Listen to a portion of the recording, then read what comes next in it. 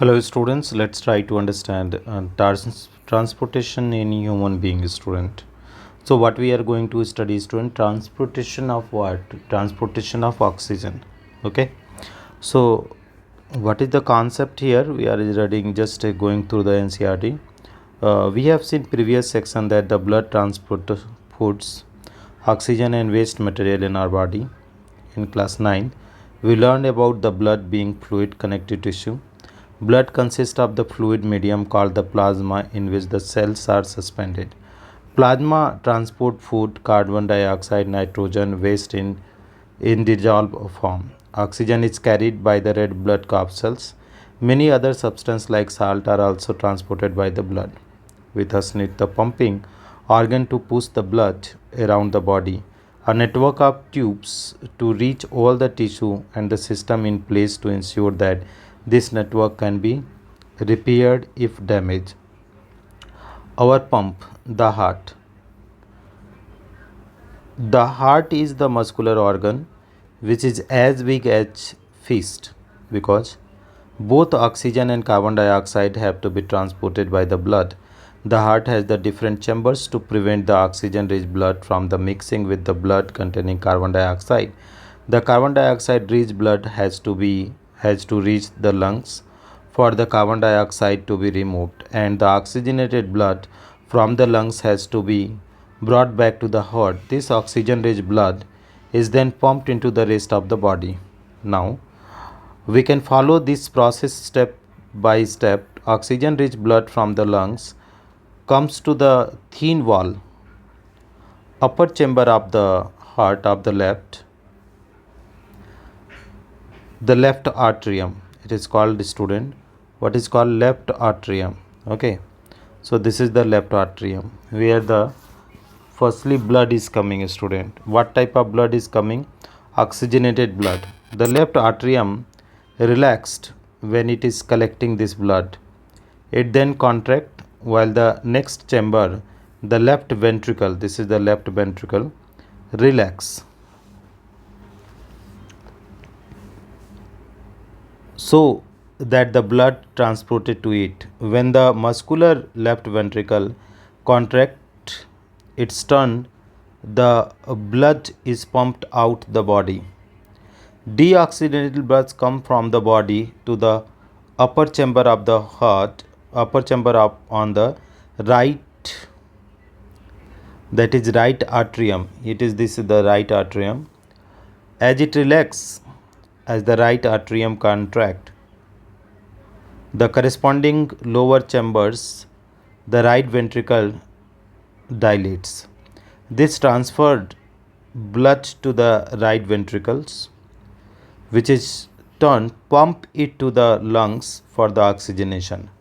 Since ventricle have to pump blood into various organ, they have thicker muscular wall than the arteria. Do valves ensure that blood does not flow backward when the arteria or ventricle contract. Now, oxygen enter the blood in the lungs. So, how the oxygen getting enter in the blood, right student? Oxygen enters the blood in the lungs. So dear students, see here please. The separation of the right side and the left side of the heart is useful to keep oxygenated and deoxygenated blood from the mixing. Such separation allow highly efficient supply of oxygens to the body. This is useful in animals that have high energy needs, such as bird mammals, which constantly use energy to maintain their body temperature. In animals that do not use energy for this purpose, the body temperature depend on the temperature in the environment. Such animals like the amphibians or many reptiles have the three-chambered heart and tolerate some mixing of the oxygenated and deoxygenated blood stream. Fish on the other hand have only two chambers to this heart and the blood pumped to the gills in the oxygenated there and passes directly to the rest of the body. Thus, blood goes only one through the heart in the fish during the cycle of the passage through the body. On the other hand, it goes through the heart twice during each cycle in other vertebrate. This is known as double circulation.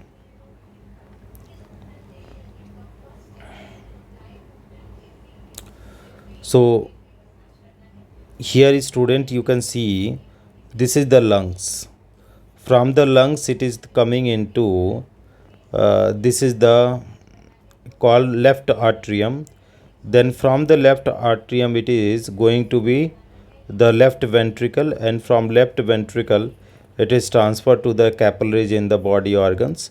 From there, okay, deoxygenated blood goes to the where, student, right atrium, and then right ventricles. So from the ventricles it is again going to the lungs, students. So this is what the tubes, blood vessels, right? Arteries are the vessels which carry blood away from the heart to various organs of the body. Since the blood emerges from the heart under the high pressure, the arteries have three elastic walls. Veins collect the blood from the different organ and bring it back to the heart. They do not need the thick wall because of the blood is no longer under the pressure. Instead, they have the wall that ensure that the blood flows only in one direction. On reaching on the organ or tissue, the arteries divide into smaller and smaller vessels to bring the blood in contact with all the individual cells. The smallest vessels have wall which are one cell thick and are called the capillaries. Exchange of materials between the blood and surrounding cells takes place across this thin wall. The capillaries then join together to form the vein that convey the blood away from the organs or the tissue. Maintenance by platelets. What happens if this system of the tubes develop leak? Think about the situation when we injured and heart bleeding naturally. The loss of blood from the system has to be minimized.